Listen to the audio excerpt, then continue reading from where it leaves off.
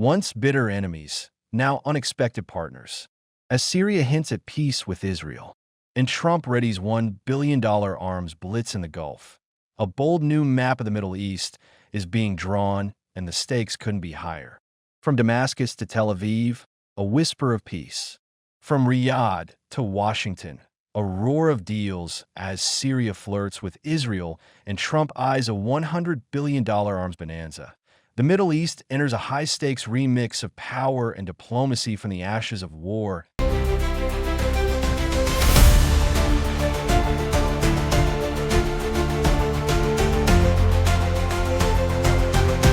In the shadow of decades-long hostility, a new voice rises in Damascus, and it's echoing in the halls of Washington, Tel Aviv, and beyond.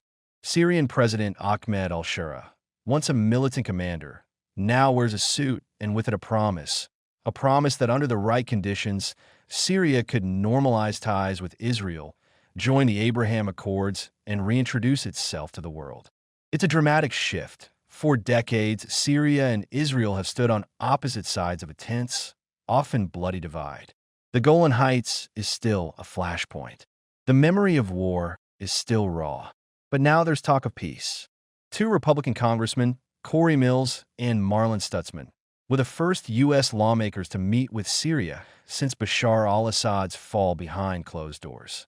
They discussed peace, sanctions, and Syria's uncertain future. And on April 19th, al-Sharaa, as per a Bloomberg report published on April 24th, expressed interest in trade, tourism, and even direct talks with Israel. But the road to recognition is paved with conditions and suspicion. Mills told Bloomberg that he will bring Trump a letter from al-Sharaa without providing details on its contents, and that he will brief the U.S. President and National Security Advisor Mike Waltz after his trip. Mills said, "I am cautiously optimistic and look to maintain open dialogue." Mills and Stutzman, both members of Trump's Republican Party, toured parts of the Syrian capital, destroyed by the war, and met with Christian religious leaders. There's an opportunity here. These opportunities come around once in a lifetime. I don't want Syria pushed into the arms of China or back into the arms of Russia and Iran. However, Israel still seems deeply distrustful. Defense Minister Israel Katz says Israeli forces will stay in Syria's south indefinitely. Foreign Minister Gideon Saar warns they were jihadists. They remain jihadists, even in suits. But actions speak louder than attire. Syria's new regime has quietly cracked down on Iranian-linked militants. And in meetings with American lawmakers, al-Sharaa pledged to keep Syria united, sovereign, and critically not a playground for foreign powers. Back in Washington, the Trump administration sees an opportunity. A new chapter in the Abraham Accords could be unfolding, one that rewrites the Middle East map yet again from rubble to reconstruction, from resistance to reconciliation. Syria's crossroads moment is here, and the world is watching. From the White House, a familiar voice with a bold claim. The Middle East peace plan that once stunned the world is far from over. President Donald Trump now, in his second term, says more nations are lining up to join the Abraham Accords, the historic normalization deals between Israel and its Arab neighbors.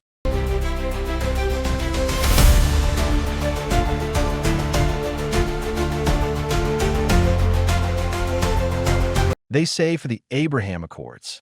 And by the way, speaking of that, we're going to be filling it up. A lot of countries want to come into the Abraham Accords. You know, we have 4. And Biden did nothing on that one too. And it's the same 4.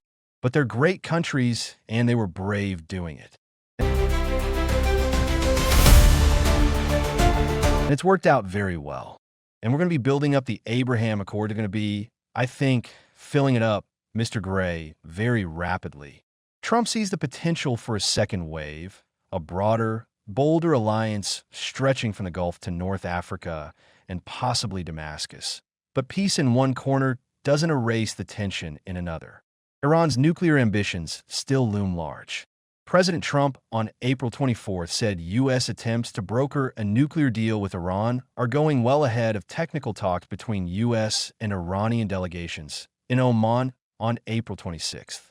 I think we're doing very well with respect to Iran, and we're having very serious meetings. And there are only 2 options. And one option is diplomatically that it's not a good option.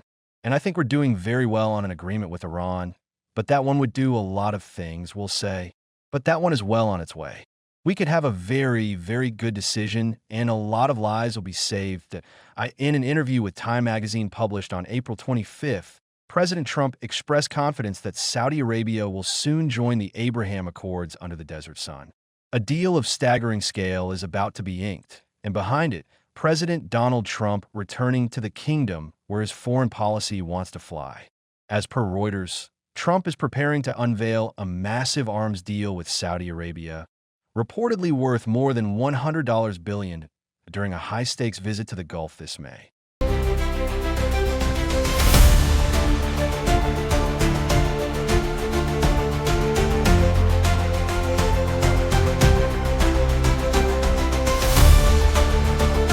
The package features a full arsenal transport aircraft, guided missiles, cutting-edge radar and drones, potentially including General Atomics, long-sought Sea Guardians involved in the deal. American defense giant Lockheed Martin, Boeing, Northrop Grumman, and General Atomics quietly coordinating behind the scenes. But history hangs over this handshake. A 2021 weapons ban, the fallout from the murder of journalist Jamal Khashoggi, and the scars of the Yemen war still echo through Capitol Hill. For Trump, it's more than diplomacy. It's a business transaction, a strategic alliance, and a legacy play rolled into one.